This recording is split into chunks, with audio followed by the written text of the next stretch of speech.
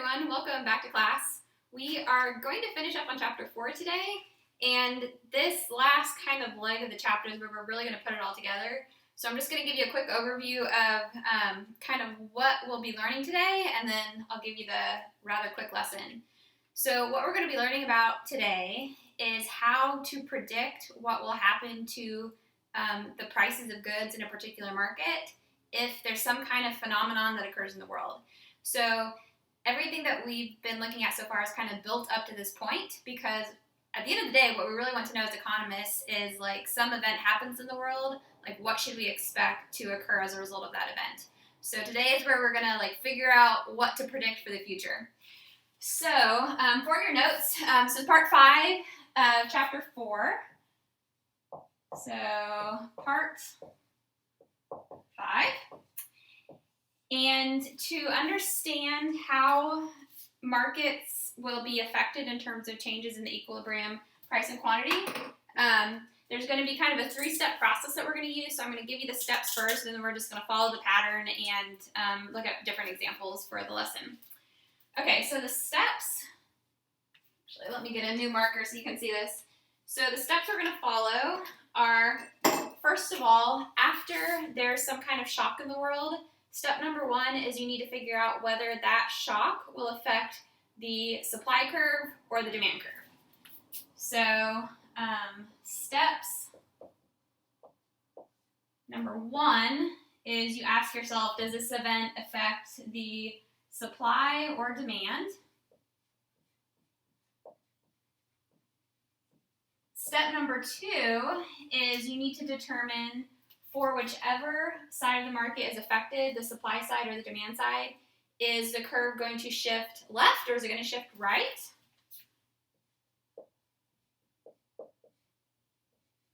And then the last step is we're going to take the 2 answers from 1 and 2 and we're just going to plot it in a supply and demand graph and then look at the residual changes in the equilibrium price in the market and the equilibrium quantity. So step number 3 is plot it to determine the change or delta in the equilibrium price and the equilibrium quantity. Okay, so once I give you a firm example, this will make a lot more sense. So example number 1 we're going to look at, again today is just going to be a whole bunch of practicing, is let's think about the market for ice cream cones, the same market we've been thinking about. So we're going to be thinking about the market for ice cream. And let's suppose for this example that what occurs in the world is that the price of sorbet increases. And then what you need to think about now is okay, how would that affect the price of ice cream and the quantity of ice cream that's exchanged in equilibrium, given that we've had this event, which is sorbet has become cheap. So the event is that the price of sorbet has fallen, it's gone down. Okay, so now all we need to do is we need to follow the 3-step plan, and then this will tell us what we should expect in the ice cream market given this event has occurred. Okay, step number 1 is to determine, will this event affect the suppliers of ice cream or will it affect the demanders of ice cream? Well,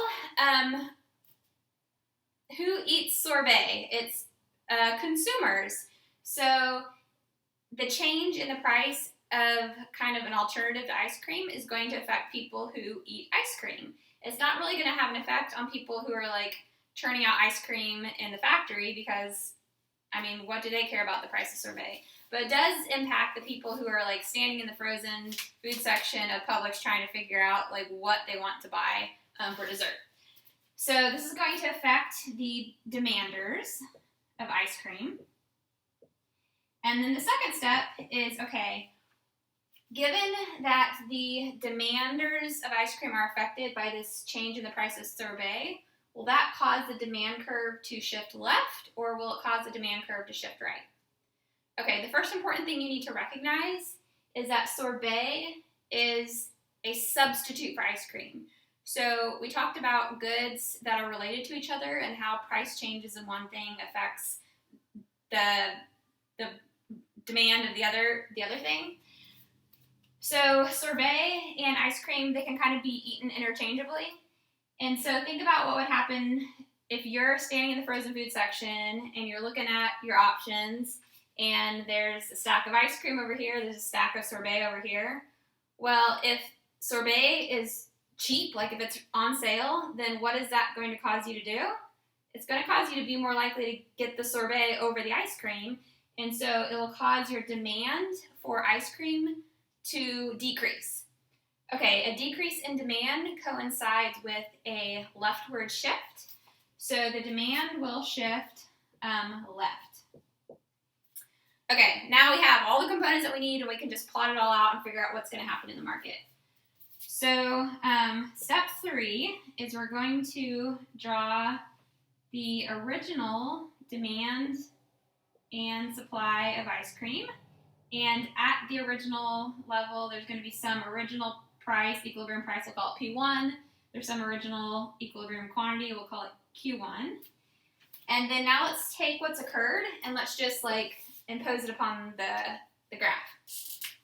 Okay, if we start from this starting location and we take the demand curve and we shift it left, then this demand curve, it shifts left, and so we're going to get a new demand that's out here. So this means that the crosshairs in the market have changed. So originally, these were the crosshairs that gave us the equilibrium price and quantity. Now the demand is no longer here. Now the demand is the red line. So now the crosshairs are right here, so this is now the new equilibrium. So now we have a new equilibrium price, we'll call it P2. We have a new equilibrium quantity, we'll call it Q2. And now we've figured out the answer. So what will happen in the ice cream market is that the equilibrium price will fall. So we went from P1 to P2. And the equilibrium quantity is also going to fall because we're going down from Q1 to Q2. So this is what the economist should predict. So the economist should be able to whip out their sheet of paper and just instantaneously know, okay, in the ice cream market, a reduction in the price of sorbet is going to cause ice cream to become cheaper and the quantity of ice cream that's exchanged to fall. Okay, so that's kind of cool because now we have a prediction of how things would actually change in the economy given a specific event.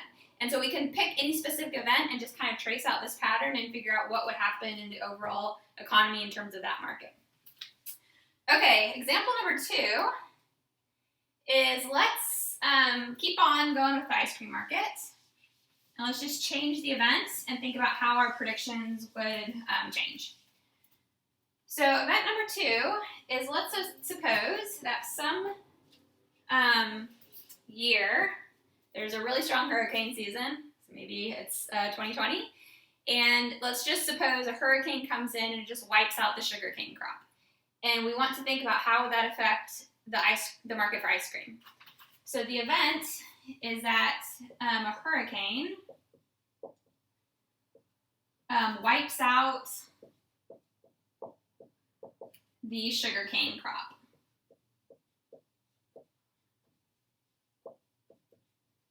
Okay, and what we want to do again is let's figure out in the ice cream market what would happen to the price of ice cream and what would happen to the quantity of ice cream.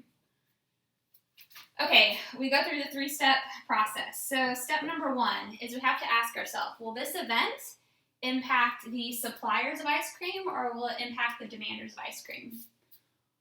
Well, if I'm an ice cream consumer, if I'm on the demand side, then how many ice cream cones I want to eat, it's not really impacted by sugarcane crops. I'm still going to have the same kind of taste for ice cream. But if I'm a supplier of ice cream and I need sugar to make the ice cream, then if a hurricane comes in and it wipes out the sugarcane crop, that kind of puts me in a bind because one of my ingredients is now extinct. So this event is going to have an impact on the suppliers. So it's going to be the supply curve that's going to get the nudge. Okay, question number 2 is, will this supply curve shift left or will it shift right as a result of the event? Okay, one thing that we talked about that shifts the supply curve is kind of what's going on with the inputs of the good, or the ingredients in this case. So if I am a supplier and one of my ingredients kind of disappears, then what is that going to do to my production? It's going to slow it down a whole lot. And so there's going to be a decrease in supply as a result of this event. A decrease in supply coincides with the leftward shift of the supply curve. So supply is going to shift left. Okay, now we just have to plot it. So step 3 is draw how the supply and demand would change. So originally we're going to have an initial equilibrium quantity Q1 and P1. And now let's take what's happened as a result of the event. Let's put it into the graph and figure out what changes in terms of the location of the crosshairs. So if the supply shifts left, then we're going to have a supply curve that moves somewhere out here. So this means we're no longer sitting on the original supply curve, we're sitting on the red supply curve. The crosshairs have moved from here to here. So the new crosshairs are going to give us our new equilibrium at Q2, P2. And so now we know what's going to probably happen on the market. As a result of the hurricane coming in and wiping out the sugarcane crop, ice cream prices are going to go up. And the quantity of ice cream that is exchanged in the market is going to go down. Okay, so what's possible is sometimes in the real world you have multiple events that kind of hit at once. So you can basically do the exact same exercise with multiple events simultaneously occurring and just kind of look at, after all the changes happen, where is the final location of the final crosshairs. Okay, so to give you an example of this, let's look at, forgot to change the example number. This was example 2. Now we're going to look at example 3. So example 3 is, let's think about what would happen if there's 2 events that simultaneously occur. Event number 1 is that a hurricane wipes out the sugarcane crop. Event number 2 is, on top of this, the price of sorbet falls.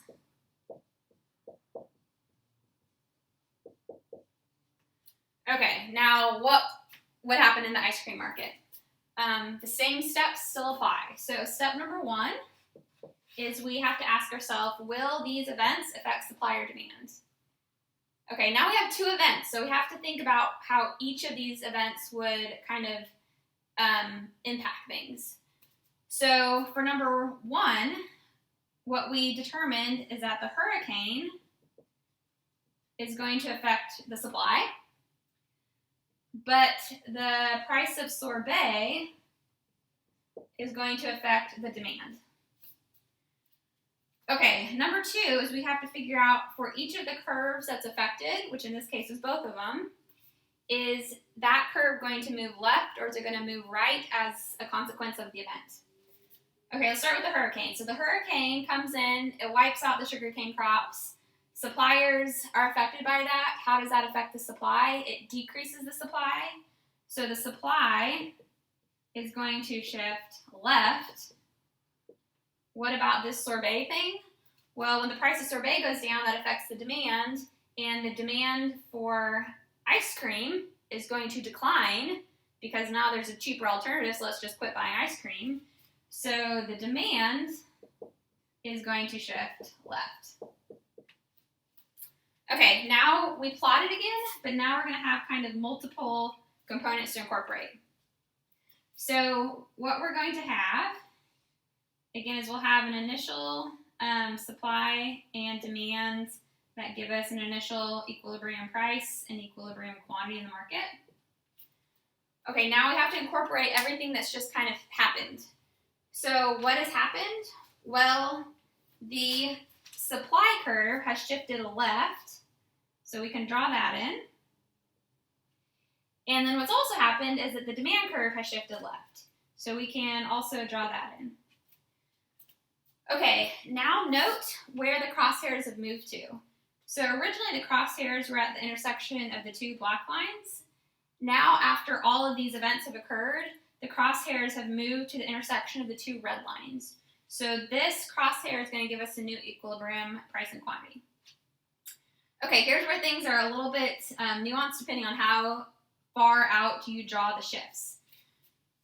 First of all, we'll start with the easy thing. The easy thing is if you decrease the supply, that's going to lower the quantity in equilibrium. If you decrease the demand, that's going to lower the quantity in equilibrium.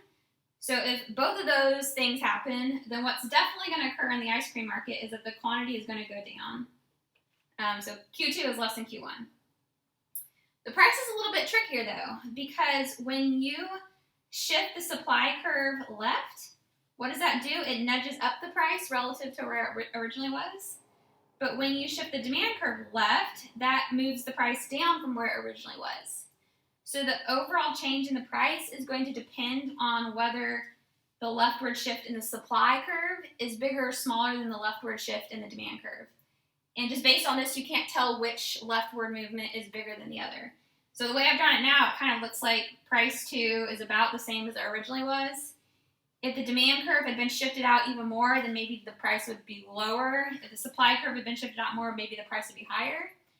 So what we can say in this market is, well, equilibrium quantity, it's definitely going to go down, so we know that.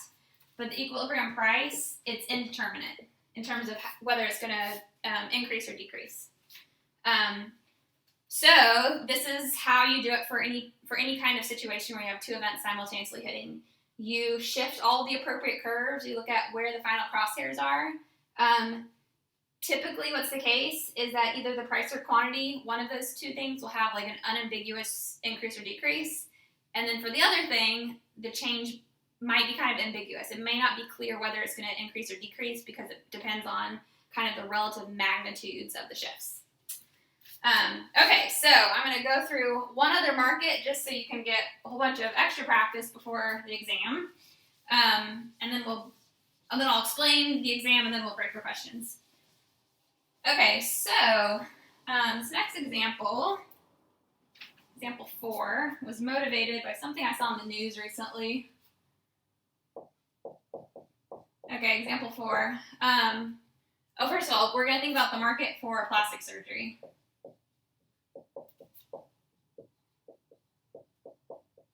Okay, this is taken from current events, so maybe it'll be a little bit more relevant. So the news article that I saw is talking about the impact of Zoom on just like consumers.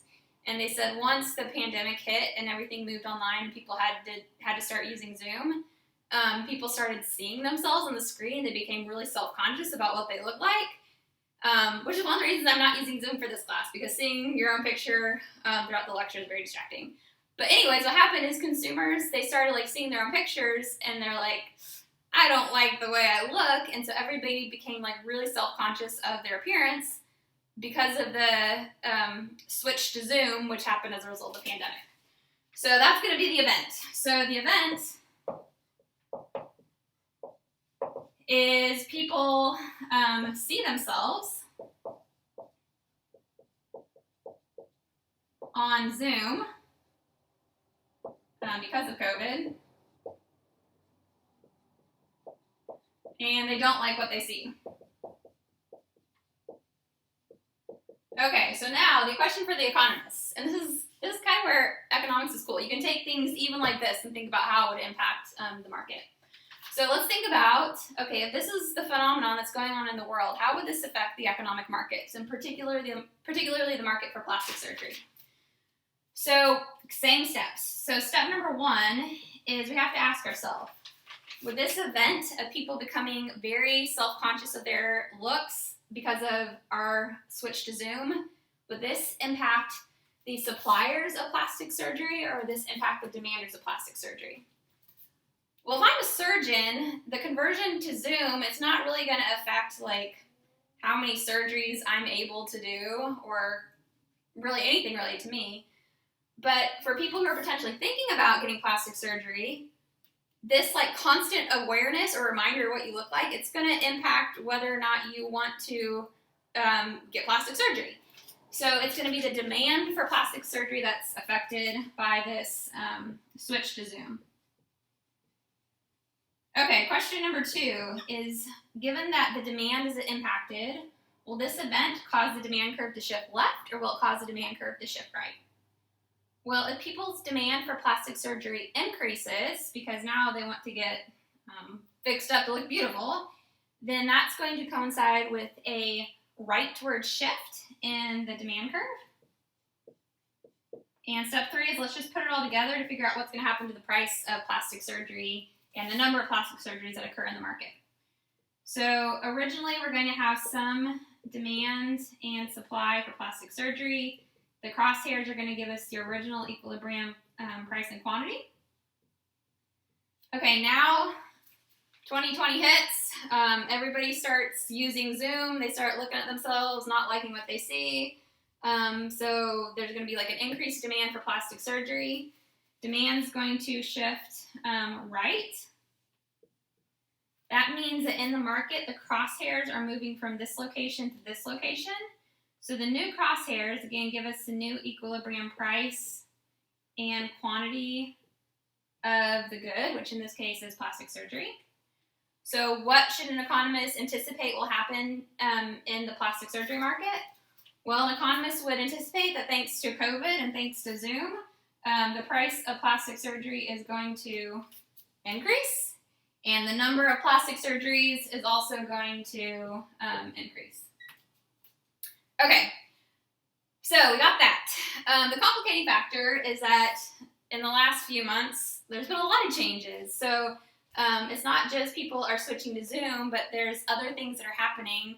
And some of those other things might plausibly be affecting the market for plastic surgery. So example number 5 is, let's think about how we're going to keep the market for plastic surgery, how the equilibrium price and quantity of plastic surgery would be expected to change as a result of elective surgeries getting canceled because of the quarantine. So the event is that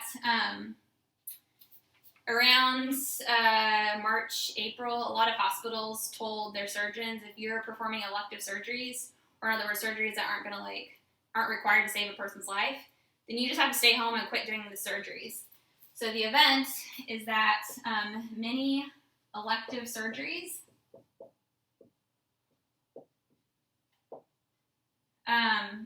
were prohibited or canceled.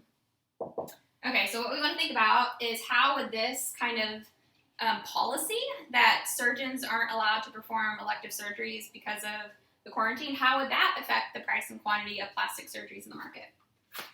Okay, we're going to assume that this thing is the exclusive event, so let's look at the impact of this simultaneously, and then for the next exercise we'll put together this with the Zoom phenomenon. But for the elective surgery cancellations, first of all, would this affect the supply or the demand of plastic surgery? Well, if elective surgeries are prohibited, then that is going to affect the supply of plastic surgeries. Okay, question number 2 is, okay, the supply curve is going to be impacted. Is the cancellation of surgeries going to cause a decrease in supply or an increase in supply? Clearly it's going to cause a decrease because we can't perform as many. So a decrease in supply is going to coincide with a leftward shift of the supply curve. Step number 3, we just put it all together. So we have an original demand, supply, an original equilibrium, quantity of plastic surgeries, equilibrium price of plastic surgeries. Now hospitals cancel they cancel elective surgeries, and so the supply curve is going to shift left. That means the crosshairs are going to move from here to here. So the new crosshairs give us the new equilibrium price and the new equilibrium quantity. So now we have a very clear prediction of what's going to happen in the plastic surgery market because of this individual event. So the cancellation of elective surgeries is going to cause the equilibrium price of plastic surgeries to increase, but it's going to cause the equilibrium quantity of plastic surgeries to decrease. Okay, we can sometimes get kind of stuck in the pictures and just kind of like lift our heads for a minute and like think about like, does this even make sense? Hopefully it does make sense. So the idea is, let's just think about plastic surgeries in general, and then a quarantine happens and suddenly a lot of hospitals just quit offering plastic surgeries. Well, of course that it makes sense then that there would be fewer plastic surgeries in the market, but it's also like pretty intuitive that the price would increase, because the idea is that maybe there's only like one hospital in town that's still offering elective surgeries. There's a limited number of operating rooms to kind of perform those surgeries, and so for the women who really want plastic surgery, they're going to kind of try to bid up the price to like get into that hospital, and so the price climbs because of like the increased competition to like get into the very select and few hospitals that offer the elective surgeries. Okay, so the next and last example is, let's think about what would happen in the market for plastic surgeries if we have both elective surgeries that are canceled, and on top of that, we have Zoom that causes consciousness about your appearance. Okay, step number one is you have to think about how do these things, which side of the market do these things impact? So the elective surgery cancellations are going to impact the supply, and the extra use of Zoom, which causes people to see what they look like, is going to increase the demand for plastic surgery. Okay, step number two is, which direction do each of these curves shift? So we've already kind of determined this. So the supply is going to shift left because there's going to be a decrease in the supply of plastic surgeries.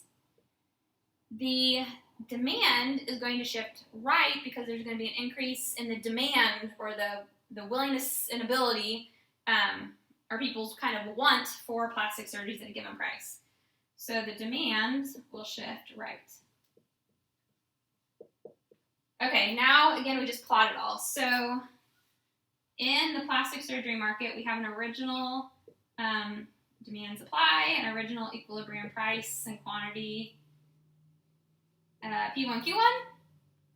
And now we have two events that simultaneously kind of hit, and we need to incorporate both of those in the graph and figure out how the crosshairs move after all the hits have occurred. So event number one is the supply curve shifts left. Event number two is the demand curve shifts right. Okay, how is this going to impact the market? Well, now it's clear that the price is definitely going to increase, because if you start from the original crosshairs, well, the supply change moves up the price. The demand change also moves up the price. So you put both of them together, the price definitely increases. Okay, the change in the quantity is going to be ambiguous, because if we start here at this crosshair, well, the supply change would cause quantity to kind of go down, but the demand change would cause quantity to go up. And so if you have one force that's pushing it up and one force that's pushing it down, it depends on which force is stronger, and we haven't really determined, or we haven't said which force is stronger. So in the way I have it drawn now, it's about the same. It's plausible that it would be bigger than it originally was or less than it originally was, but we just don't know, because we don't know whether the demand moves out more or the supply moves out more. So overall in the market, what the economist is going to predict is that the price of plastic surgery is definitely going to go up. The change in the number of plastic surgeries that occur isn't clear. So we're going to have an ambiguous change in the quantity of plastic surgeries. Okay, helpful hint, you are definitely going to need to know how to do these sorts of problems for the exam. In the exam, I'll give you particular scenarios. I'll say, think about the market for fill in the blank. And then I'll say, suppose this happens in the world. How would you expect the equilibrium price to change in the market? How would you expect the equilibrium quantity to change in the market? Okay, so while I still have your attention, I'm going to give you a couple of notes about the exam so that you can make sure you write it down.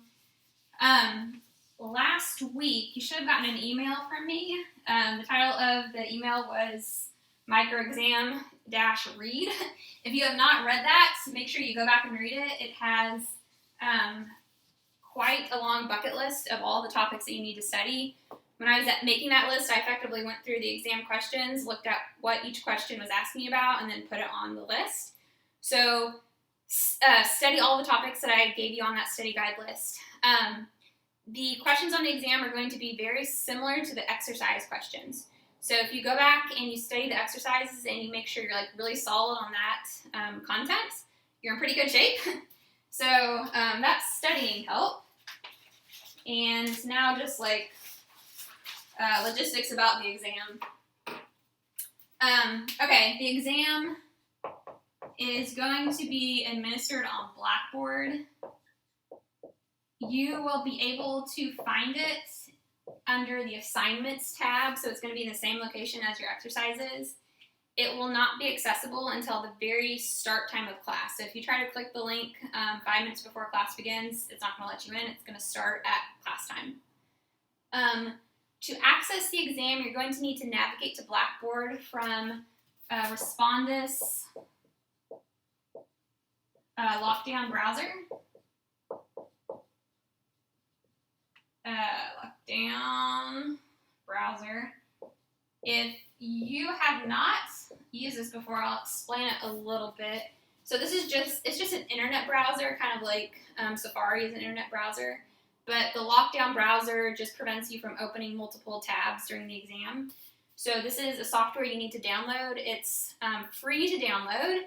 In the email that I sent last week, there's a link if you need instructions of how to do the download. So basically, like 5 minutes before the exam, open up the lockdown browser, get to Blackboard from there, and then at the start of class time, click the exam and it will start.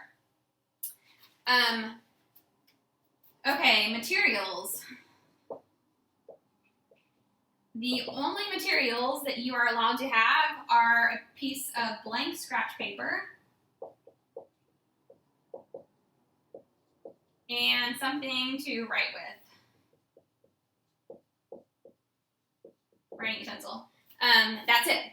So you cannot have your textbook out, you cannot have your class notes out, you cannot reference the YouTube videos, you cannot call your friends, you cannot have internet searches that are going on.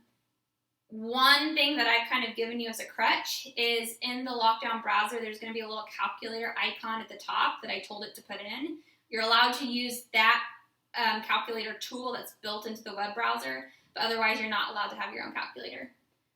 I'm just going to be like very straightforward about this. I'm giving you a lot of responsibility to not cheat without doing a whole lot of hand-holding.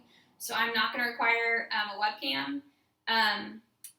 Basically, I think if you want to cheat, you're going to find a way to cheat regardless of how many kind of webcam and extra rules that I make. So I'm just going to treat you like an adult. I'm telling you don't cheat. If you do cheat and I catch you, it is bad news for you. I will very easily give you a 0, and I'm happy to report to the university and it will go in your record. Don't do it, one, because you'll potentially get punished. More than that, don't do it because it is wrong to cheat. So just be a person of integrity and don't cheat. And don't take advantage of the fact that someone's giving you leeway. Okay, so those are materials. The exam will have 22 questions. The questions will be a combination of short answer and fill in the blank. Again, I've given you the topics to study. The last kind of important thing, the Student Disability Center is, well, typically what happens is if you have a registered disability, you go over there and you take the exam there and they kind of accommodate everything. They're not doing in-person stuff this semester, so they have given me a list of students that have registered with them and who need extended time.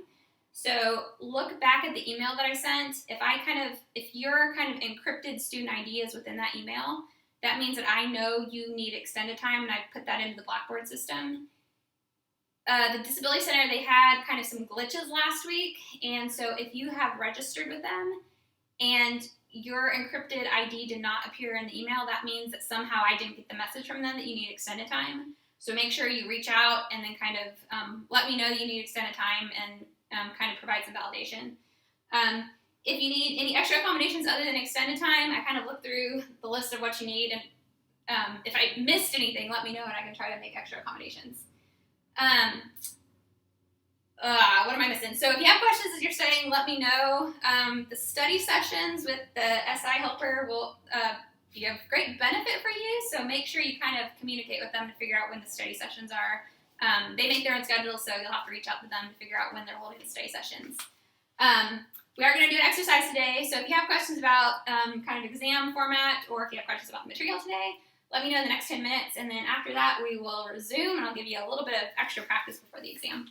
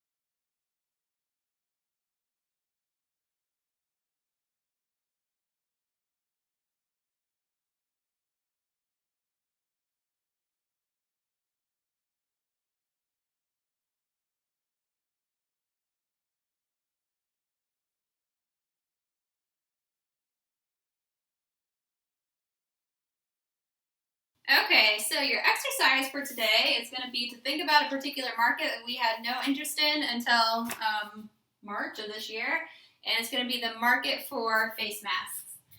Okay, what I would like you to think about is how different scenarios would potentially affect the price and the quantity of face masks. So consider the market for face masks. Question, what would happen to the equilibrium price and equilibrium quantity in the market for face masks if, number one, we invent a vaccine for COVID-19 and it works and everybody gets it? So if we have kind of like a universal vaccination of everybody, then how would that affect the prices of masks and how would that affect the number of masks that are exchanged in the market?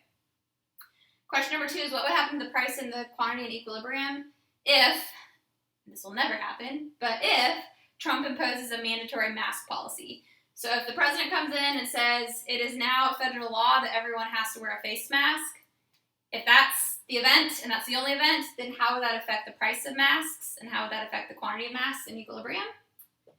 Question number three is what would happen to the equilibrium price and equilibrium quantity if the cost of the fabric that's used to make face masks increases? So in other words, the material that's necessary to kind of produce the good, if the material becomes very expensive, then how would that affect the price of the downstream product, the mask, and how would that affect the quantity of the downstream product, the mask? Question number four is kind of your challenge. So question number four is, let's assume that number two happens, and at the same time number three happens, then if those two events simultaneously occur, so if Trump says everyone has to wear a mask, again, unrealistic, but if that happens, and at the same time mask fabric became really expensive, then when those two events simultaneously happen, then what should the economists expect in the face mask market in terms of how the price will change in equilibrium and how the quantity will change in equilibrium?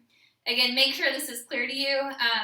If you check the answers that I give you after you submit and hit OK, and it doesn't match what your responses were and you don't understand why there's a discrepancy, get that ironed out for sure. Otherwise, you're going to lose a lot of points on the exam. So once you're done for this, you're good to go. One last assignment, which you can kind of ignore until after the exam, but make sure you get it done within the next week, is you need to read in the textbook the next chapter, which is chapter 5. I'll get to this after the exam, obviously, but make sure before we have the next real lecture, you have chapter 5 read. So this is on your own activity for the week, and hope you all enjoy the rest of your day.